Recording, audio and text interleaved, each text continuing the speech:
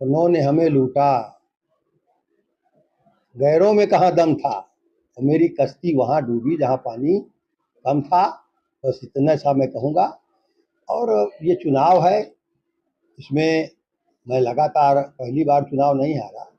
मैं 10 चुनाव लड़ा हूँ, विधानसभा लोकसभा मिला के, और 5 चुनाव मैं जीता हूँ, 5 चुनाव पाँचों ही हारा हूँ। नमस्कार, मैं हूं प्रकाश और आप देख रहे हैं मेरा यूट्यूब चैनल बुंदेल भास्कर।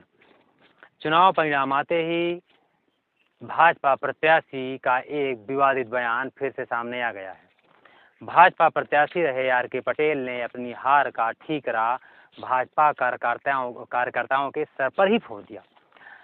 वह कार्यकर्ता जो भाजपा प्रत्याशी के लिए इस तपती दोपहरी में जमीनी स्तर पर कार्य कर रहा था, वह कार्यकर्ता जो भूख प्यास को दरकिनार किए भाजपा कार्यकर्ता के लिए, भाजपा प्रत्याशी के लिए और अपने नेता नरेंद्र मोदी को प्रधानमंत्री बनाने के लिए तन धन मन से जुटा था, जो जी जान से जुटा था, उसे नहीं पता था कि मेरे प्रत्याशी हारने के बाद उनके इन अथक प्रयासों पर पानी फेर देंगे।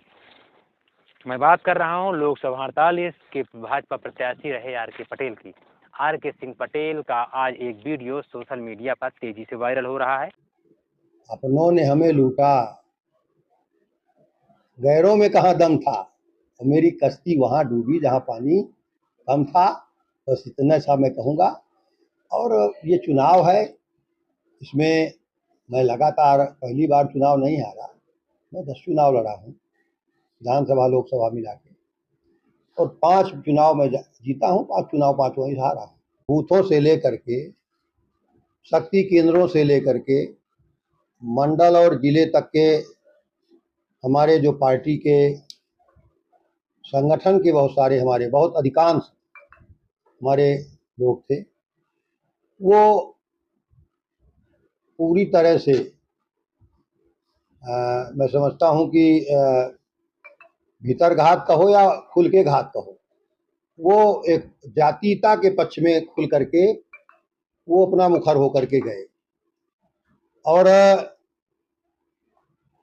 जब वो एक तरफ वो अभियान चलाए और दूसरी तरफ यहाँ पर अपने बड़े बड़े नेता खुल करके, कोई चोरी से नहीं, भीतर घात नहीं मैं कह रहा उसको, खुल करके वो खुल कर के विरोध में मंचों पे गांव-गांव बस जा करके लोगों से रोना, गाना, धोना, जो भी बन पड़ा, साफी रख करके पैर पकड़ लेना और कहना कि हमारी शान प्रतिष्ठा आपके, तो ये सारी चीज़ों को लगा करके तो इसमें भी लोगों ने अपना पूरा खेल किया।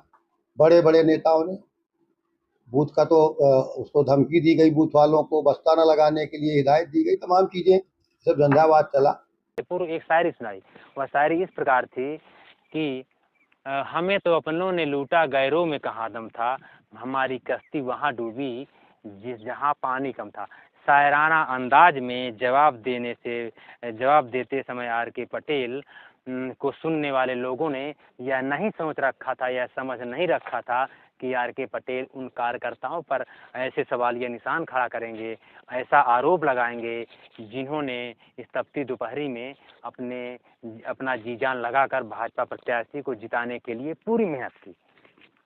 आर के पटेल फिलहाल 72,000 वोटों से यहाँ से चुनाव हार चुके हैं और समाजवादी पार्टी की कृष्णा पटेल 72,000 वोटों से चुनाव जीत चुकी हैं। आर के पटेल का कहना है कि जो भाजपा कार्यकर्ता था वो बसपा प्रत्याशी मयंक द्विवेदी, जो ब्राह्मण खेमे से आते हैं, ब्राह्मण समुदाय होने का नाते जो भाजपा का बूथ लेवल का कार्यकर्ता था, जो क्षेत्र लेवल का कार्यकर्ता था, जो मंडल लेवल का कार्यकर्ता था, वह सब बसपा की तरफ चला गया। हालांकि बसपा की तरफ ब्राह्मण उतर गया, इस बात में दो राय नहीं है। लेकिन जो भाजपा प्रत्याशी जो बात कर रहे हैं जातिवाद की, तो भाजपा प्रत्याशी को यह स्वयं सोचना चाहिए कि जो कृष्णा पटेल हैं वो पटेल समुदाय से आती हैं, तो क्या भाजपा प्रत्याशी अपने जाति का वोट हासिल कर पाए हैं? यह एक बड़ा सवाल है। लेकिन भाजपा प्रत्याशी अपनी जाति के वोटरों पर ध्यान ना दे करके उन वोटरों पर ध्यान दे रहे हैं जो भाजपा का तो वोटर माना जाता है, लेकिन बसपा से ब्राह्मण कैंडिडेट खड़े होने के कारण ब्राह्मण समुदाय का बहुत सारा वोट बसपा में चला गया, जिससे भाजपा को नुकसान तो हुआ। लेकिन अपने ही लोगों को एक ना कर पाने वाले भाजपा के प्रत्याशी आर के पटेल दूसरों पर आरोप मढ़ना कितना सही साबित हो रहा है। यह सोचने वाली बात है कि आर के पटेल जिस समुदाय पर या जिन लोगों पर आरोप लगा रहे हैं, उससे पहले उन्हें स्वयं सोचना चाहिए कि जो उनका मूल वोटर था वह खिसक के दूसरी तरफ चला गया। पहले उनको पकड़ना था, अपने वोटर को। आपने सुना भी होगा, देखा भी होगा कि जैसे ही यहाँ का टिकट क्लियर होता है, इस कॉन्स्टिट्यूंसी के जैसे टिकट क्लियर होता है तो लोगों में एक असंतोष व्याप्त होता है और लोगों में विरोध का स्वर उत्पन्न होता है।